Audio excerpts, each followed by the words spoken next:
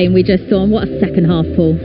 Yeah, absolutely brilliant. It's what you expect from these two teams, both attacking, want to score goals, and one thing they did was entertain us for goals, great goals. I'm not too sure about that, maybe goalkeepers and a couple of mistakes, but you can see both managers there are frustrated. They both thought they could have won the game. I thought Ten Hag especially will go away a little bit disappointed, but to come to Barcelona, draw in Barcelona, 2-2, score a couple of goals, I think they're in a fantastic position for next week. Well, we knew that they were going to attack the game in a positive manner because Erik Ten Hag told us that before the game, Owen. But what we saw out there on the pitch was just brilliant in that second half, and because of the amount of chances they had, and they went 2-1 up, will there be an element of disappointment that they haven't gone away with the win? I wouldn't say they'll be disappointed. I think that they'd be slightly disappointed they didn't win the game, but I think they just played so well and created so much, so I think there's plenty to be proud of. He said before the game they'll go toe-to-toe. You know, it's easy to say that, but then you got to go out and do it on the pitch, and they actually did that, so I think I'd be really proud of it. You think about the way they started the season, Brighton, Brentford, and then to come here and play that way against a team that's top of La Liga. Credit to the players and to the manager. They're definitely on the right path. They can go back to Old Trafford and finish the job. From the way the season started, as Owen said, with those big defeats at the start of the Premier League campaign, will it have been difficult for Erik Ten Hag to change the mentality of these players to become this side that are now still alive in all four competitions this season and well on their way to potentially a trophy? Yes, it wouldn't have been easy, but he's an experienced manager. You've seen what he's come on and done. He's instilled discipline into the team.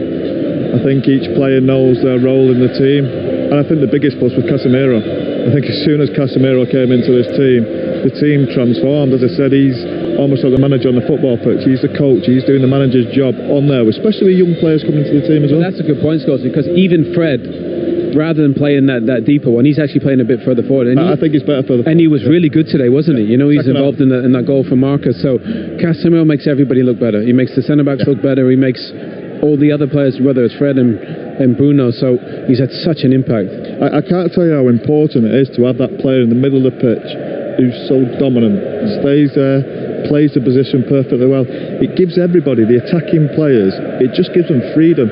You know, I don't have to be running back and sprinting. Well, you do sprint back, of course you do. But you just got that license to get forward and be creative, because you know there's just a solid base, a foundation, great experience. Plays for Brazil, Real Madrid, so many trophies. It's just brilliant to know what you've got behind you.